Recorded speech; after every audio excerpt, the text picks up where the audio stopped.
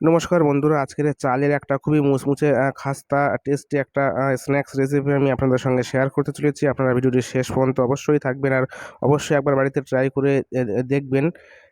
তো আসুন শুরু করা যাক। তো আমি এখানে 300 গ্রাম যে কাঁচা চাল, যে কোনো সরু চাল বা মোটা চাল, যে কোনো চাল আমি নিয়ে নিয়েছি। এখানে আপনারাও নিয়ে নিতে পারেন, সিদ্ধ চাল এটা অবশ্যই হতে হবে। তো চালটাকে প্রথমে আমি 2 থেকে 3 বার ভালোভাবে ধুয়ে নেব, কারণ এর গায়ে যে ধুলো, ময়লা, স্টার্চ জাতীয় থাকে সেগুলো পুরোপুরি মানে ধুয়ে যাওয়ার জন্য। তো আমি এখানে দুবার চালটাকে ভালোভাবে ধুয়ে নিয়েছি। তারপরে এই চালটাকে 2 থেকে 3 ঘন্টা ভিজিয়ে রাখতে হবে। তো সেই পর্যায়ের জন্য আমি এখানে চালটাকে 2 ঘন্টা আমি এখানে ভিজিয়ে নিয়েছিলাম। তো দেখুন চালটা আমি জলটা ঝরিয়ে নিয়েছি চালটা থেকে। আর এই যে মিক্সার গ্রাইন্ডার জারে চালটাকে কিছু অল্প অল্প দিয়ে, মানে এটাকে পুরোপুরি একদম মিহি গ্রাইন্ড করতে হবে।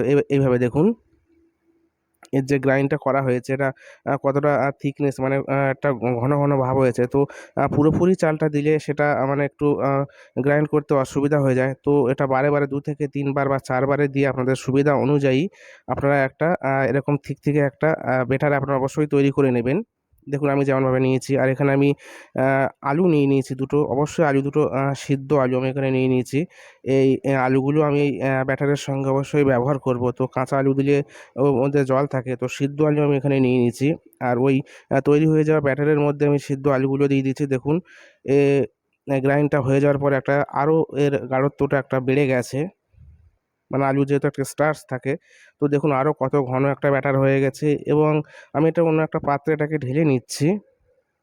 আর দেখুন মিক্সির গ্রাইন্ডার জারের নিচে কিছু লেগেছিল, তো আরেকটুখানি জল দিয়ে আমি ওটা ফের আলুর সঙ্গে গ্রাইন্ড করে নিয়েছি, এবং সমগ্র ব্যাটারটা আমি স্টিলের পাত্রে ঢেলে নিয়েছি। তারপর আমি হাত দিয়ে এভাবে ভালোভাবে এটাকে একটা ফাটিয়ে নিতে হবে, কারণ এর একটু দলা দলা ভাব থেকে থাকে, সেটা হাত দিয়ে ভালোভাবে যেমন বেসনের যেমন ব্যাটারটা তৈরি করা হয় কোনো কিছু চপ ফপ ভাজার জন্য, তো সেরকম। তো এখানে আমি একটু হাফ চামচ নুন আমি দিয়ে দিচ্ছি, আর হাফ চামচ কাঁচা লঙ্কা কুচি আমি দিয়ে দিয়েছি, একটু ধনিয়া পাতার কুচি দিয়ে দিয়েছি, আর একটা গোলমরিচের গুঁড়ো আমি হাফ চামচ দিয়ে দিয়েছি। আর উপর থেকে এমনি প্লেন জিরে আমি খুব কম পরিমাণ দিয়ে দিয়েছি, একটু হিং অ্যাড করলাম এর সঙ্গে। আর একটু ওই যে কসুরি মেথি হয় যেটা টেস্টের জন্য, সেটা দিয়ে দিয়েছি। একটু বেকিং পাউডার দিয়ে দিচ্ছি হাফ টিস্পুনের। তো সমগ্র উপকরণের সঙ্গে এই ব্যাটারটাকে ভালোভাবে আরও ফেটাতে হবে, একটু ভালোভাবেই ফেটে নিতে হবে। যত ফেটাবেন তত আপনার যে স্ন্যাক্সটা হবে সেটা আরও মুচমুচে, খেতে আরও সুন্দর হবে। তো দেখুন ব্যাটারটা আমার এখানে ফেটানো পুরো রেডি হয়ে গেছে। আর এদিকে আমি চাটনির জন্য, মানে টক ঝাল মিষ্টি একটু চাটনির জন্য আমি কিছু নিয়ে নিচ্ছি। কিন্তু দেখুন কিছু আম আমি কেটে নিয়েছি, একটু ধনিয়া পাতা নিয়েছি, একটু মিন্ট পাতা, মানে আর কাঁচা লঙ্কা এবং রসুন কিছু আমি নিয়ে নিয়েছিলাম একসঙ্গে। তো দেখুন এই যে পুদিনা পাতা আমি দিয়ে দিচ্ছি। তার সঙ্গে আমি 150 গ্রাম ধনিয়া পাতা নিয়েছিলাম, আর 5-6টা কাঁচা লঙ্কা এবং 8 থেকে 10 কোয়া রসুন আমি দিয়ে দিয়েছি, মানে এই চাটনিটা আরও মজাদার করার জন্য। তো হাফ চামচ আমি লবণ দিলাম, আর তার সঙ্গে একটু কালো লবণও দিয়ে দিয়েছি, একটু রোস্টেড জিরা দিয়ে দিয়েছি, একটু আমচুর পাউডার দিয়ে দিলাম, আর হাফ চামচ চিনি আমি অ্যাড করলাম, আর একটু জল দিয়ে এটাকে একটা খুবই মিহি পেস্ট বানিয়ে নিতে হবে। তো দেখুন চাটনিটা এখানে পুরোপুরি রেডি হয়ে গেছে। পেস্টটা খুবই মিহি হয়েছে, দেখতেও যেমন সুন্দর হয়েছে, এটা খেতেও তো ততটাই টেস্টি হয়েছে। তো এই চাটনি আপনারা স্টোর করে রাখতেও পারবেন, কোনো অসুবিধা হবে না।